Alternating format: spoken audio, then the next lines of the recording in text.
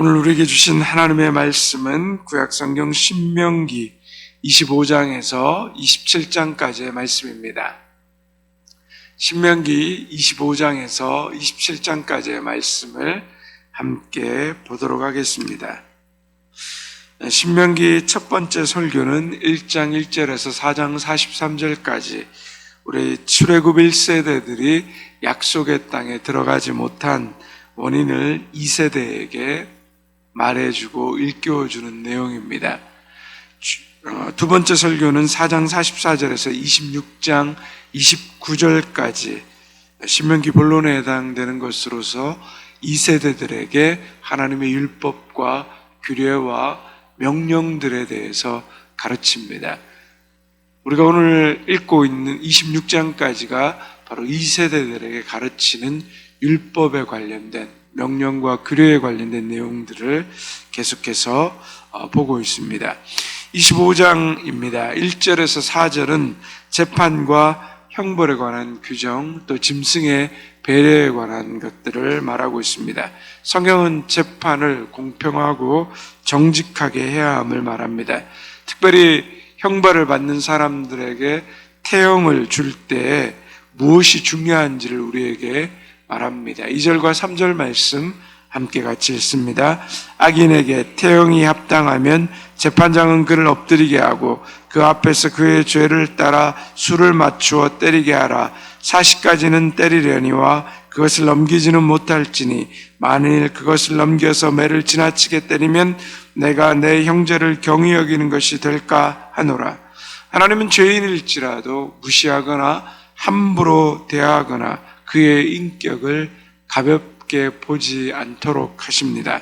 40을 넘기지 못하도록 하고 40을 넘게 때리면 형제를 경히 여기는 것임을 말합니다.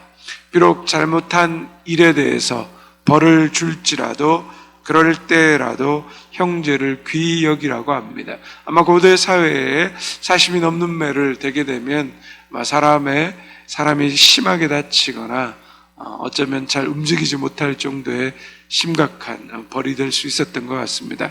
우리 성경에도 보면 바울이 40의 감한매 39대를 5번 맞았다라고 이야기하는 것을 우리가 보게 됩니다. 하나님은 죄인일지라도 그를 불쌍하게 여기시는 하나님임을 우리에게 말씀하고 계십니다. 형벌을 줄지라도 그 형벌은 그를 멸망시키기 위한 것이 아니라 그를 구원하시기 위한 하나님의 마음이라는 것을 우리가 깨달아야 합니다. 또한 4절에 짐승도 배려하십니다. 우리 4절 말씀 함께 읽습니다. 곡식 떠는 소에게 망을 씌우지 말지니라. 가난한 자를 위해서 추수할 때 그 떨어진 낫 이삭이거나 낫 이삭을 밭에 남겨두라라고 하셨습니다. 마찬가지로 곡식을 베는 그 일을 하는 소의 입에 망을 씌우지 말라는 것. 그 소가 곡식을 벨 때 그 먹고 싶은 마음, 또 힘들 때 쉬고 싶은 그 마음들을 이해하게 하는 겁니다. 곡식을 먹도록 두기 위한 배려입니다. 짐승일지라도 하나님은 그 짐승을 사랑하시고 보호하신다는 것을 말씀하고 있는 것입니다. 5절에서 10절은 우리가 여러분 앞에서 말한 대로 계대결혼, 즉 수혼법에 대해서 말하고 있습니다. 형제가 아들을 낳지 못하고 죽을 경우 그 남은 형제들이 과부가 된 형수와 결혼해서 그 대를 잇도록 하는 것입니다. 수혼의 의무를 다하지 못한 동생과 가문은 수치가 되는 것입니다. 그럼에도 불구하고 만약 형수와 동침을 해서 그 아들을 낳고 대를 잇게 되면 결국에는 그 재산이 자기에게 속한 것이 아니라 형수가 낳은 아들에게 속았기 때문에 우리가 룻기서에 보면 그 룻의 친족들, 나오미의 친족들, 보아스 외에 다른 친족들이 그 설명을 들은 다음에 그대를 잇기를 포기하는 그 장면들을 우리가 보게 되는 것입니다. 그러므로 형제를 위해서 그 대를 잇고 그 형수와 자식이 장성할 때까지 돌봐주는 일들이 그렇게 쉽게 흔하게 이루어지는 일이 아니었다는 것을 우리는 알게 됩니다. 어쨌든 수온의 의무를 다하지 못하면 수치가 된다라는 것입니다. 11절, 12절은 치부를 잡은 여인의 손처리에 관한 규정입니다. 여성이 남성의 생식기를 잡아 심각한 해를 입을 경우 그 가문의 대가 역시 끊어지기 때문에 가혹한 처벌을 받았습니다.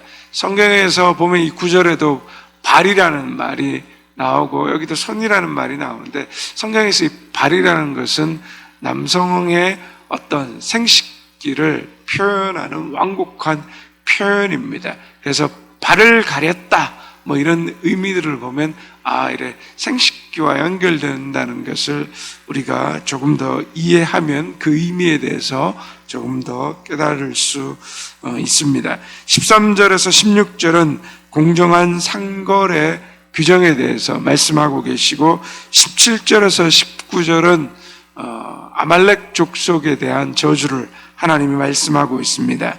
아말렉 족속을 저주한 이유는 출애굽 직후 이스라엘이 가장 약할 때 그 약자를 뒤에서 공격했습니다. 출애굽을 하고 나서 행진을 하게 되면 그 가장 출애굽의 뒷대열에 서는 사람들이 누구이겠습니까? 연약한 자들, 또 여인들, 아이들일 겁니다. 그런데 그 출애굽 직후에 아말렉 족속이 광야에서 이스라엘의 후미를 공격했습니다. 가장 약한 자들을 공격했다는 겁니다. 이것은 신명기법에서도 약자를 보호하시는 과부와 객을 그리고 고아와 과부와 객을 사랑하시는 그 하나님의 정신에도 크게 위배되는 것입니다. 그래서 하나님은 이 약한 자를 무자비하게 공격한 아말렉 족속을 용서하지 않으신다는 겁니다. 그 말씀은 악한 자를 하나님께서 반드시 심판하신다라는 것을 우리에게 말씀하고 있습니다. 26장으로 넘어가겠습니다. 우리 26장 1절의 말씀을 같이 함께 읽습니다. 내 하나님 여호와께서 내게 기업으로 주어 차지하게 하실 땅에 내가 들어가서 거기에 거주할 때, 자, 1절에서 15절 말씀을 계속해서 보면 반복되어 나오는 말이 있습니다. 한번 조금 보시겠습니까? 어떤 말이 계속해서 반복되어 나오는 것 같습니까? 네, 내 하나님 여호와께서 주셨다는 거죠. 차지하게 하셨다는 말 계속해서 반복되어 나오고 있는 것이죠. 즉, 그 모든 인생이 이룬 일들, 성취한 일들을 누가 하게 하셨다는 거죠? 하나님께서 주시고 하나님께서 이루셨다는 말을 하고 있는 것입니다. 무슨 일을 하든지 어떤 형편에 있든지 우리가 잊지 말아야 될 사실이 무엇이라는 겁니다.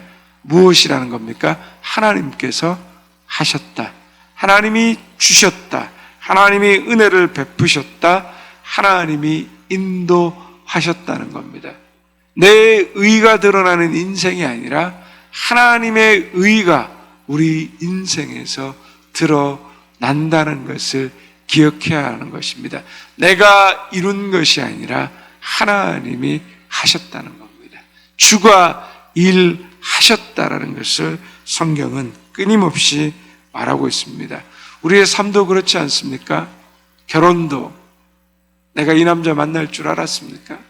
내가 이 여자 만날 줄 알아서 결혼했습니까? 자녀도 나에게 이런 자식이, 이런 아이가 나오리라고 여러분 생각했습니까? 건강도, 돈도, 힘도 능력도 누가 주신 것입니까? 하나님이 우리에게 허락하시고 하나님이 주신 것입니다.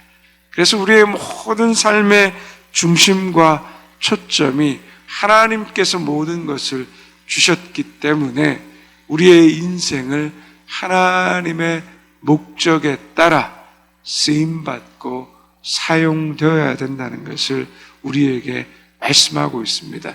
하나님이 우리의 인생을 세우신 목적, 쓰임받는 것 거창하게 생각할 수 있는데, 또 그러면 내가 무엇을 이루었나, 나에게 초점이 맞춰지는데 그것이 아니라 하나님이 내게 주신 것들을 가지고 하나님의 복음의 핵심, 하나님을 사랑하고 이웃을 사랑하는 그 삶에 내가 순종하며 살아왔는가? 내가 이룬 의를 얘기하는 것이 아니라 하나님이 주신 것을 가지고 하나님이 이루신 의를 이루기 위한 순종이 내 삶 가운데 얼마나 있어 왔나? 하나님은 이것을 우리에게 말씀합니다. 하나님은 우리의 업적 이것이 아니라 하나님이 우리에게 주신 삶에 그 충실하게 하나님의 뜻을 행하며 순종하며 살아왔냐라는 것을 말합니다. 우리 인생의 모든 것을 하나님이 주셨다는 생각을 우리가 가지지 못하면 내가 이루었다라는 교만을 우리는 가지게 됩니다. 그리고 내 인생에 하나님이 주셨다는 것, 그래서 갖지 못했다라고 생각하게 되면 우리는 시기와 질투와 분노 속에서 몸부림치게 됩니다. 내가 이루었던 이루지 못했던, 내가 풍성하든 부족하든 내 모든 삶은 하나님이 여기까지 인도하신 인생입니다. 나의 잘못을 통하여서 넘어지고 실패하고 혹여 행여나 내가 원치 않는 자리에 있는 것까지도 하나님의 인도하심 가운데 있는 겁니다. 잘못된 길에 있다면 돌이켜서 돌아서면 되는 것이고, 그러나 하나님의 그 궁극적 관심은 요셉에게 말한 것처럼 무엇입니까? 악까지도 하나님은 합력하여 선을 이루신다는 겁니다. 나의 연약함, 나의 부족함, 나의 약점까지도 하나님 궁극적으로 하나님이 인도하시는 인생으로 우리를 만들어 가실 겁니다. 우리가 하나님을 사랑하고 그 하나님 안에 머물러 있기만 한다면, 하나님이 주셨다, 하나님이 모든 것을 우리에게 허락하셨다라는 생각을 가질 때 우리가 마음과 뜻을 다해서 하나님을 섬기게 될 것이고, 하나님이 기뻐하시는 일에 우리 자신을 기꺼이 드릴 수 있을 것입니다. 27장입니다. 27장은 신명기 세 번째 설교인 마지막 장까지 결론에 해당되는 부분입니다. 이 세대들을 하나님의 언약과 맹세에 참여시키면서 예언적인 경고와 축복으로 되어 있습니다. 지금까지 들었던 율법을 에발산이라는 곳에 기념비를 세우고 온 백성이 불순종할 경우에 받게 될 저주의 선포를 듣게 됩니다. 에발산에 큰 돌들을 세우고 그 위에 말씀을 기록하고 돌제단을 세우고 하나님께 제물을 바치라고 말합니다. 이스라엘의 6지파씩 에발산과 그리심산에 오르게 합니다. 12절과 13절 말씀 함께 같이 읽습니다. 너희가 요단을 건넌 후에 시므온과 레위와 유다와 이사갈과 요셉과 베냐민은 백성을 축복하기 위하여 그리심산에 서고, 르우벤과 갓과 아셀과 스불론과 단과 납달리는 저주하기 위하여 에발산에 서고. 어떤 산에 올랐느냐가 축복과 저주를 받았다, 그것을 의미하는 것이 아니라, 축복의 산에 오른 자들은 율법에 순종하는 자들을 예표하는 것이고, 저주의 산에 오른 자들은 율법에 불순종한 자들을 예표하고 있는 것입니다. 이스라엘 백성들이 하나님의 선택받은 백성들로서 가장 중요한 것은 하나님 말씀에 순종하는 것입니다. 순종하면 복을 받고 불순종하면 저주를 받는 것입니다. 축복과 저주는 그 사람의 어떤 외모와 능력에 달려 있는 것이 아니라 성경이 말하는 것처럼 하나님의 말씀에 순종하느냐 순종하지 않느냐에 달려 있는 것입니다. 하나님 제게 왜 이러세요? 내게 왜 이런 일을 허락하세요라는 의문과 불평을 가지기 전에 내가 하나님께 순종하며 살아가고 있는지, 불순종하며 살아가고 있는지 우리 자신을 점검하며 돌아보아야 하는 것입니다. 오늘도 말씀을 통하여서 우리 자신이 하나님의 말씀에 순종하는 사람으로 설 수 있는 저와 여러분 되기를 주님의 이름으로 축원드립니다. 이제 신명기 25장에서 27장까지의 말씀을 경청하겠습니다. 주의 말씀은 내 발의 등이요 내 길의 빛이십니다. 아멘.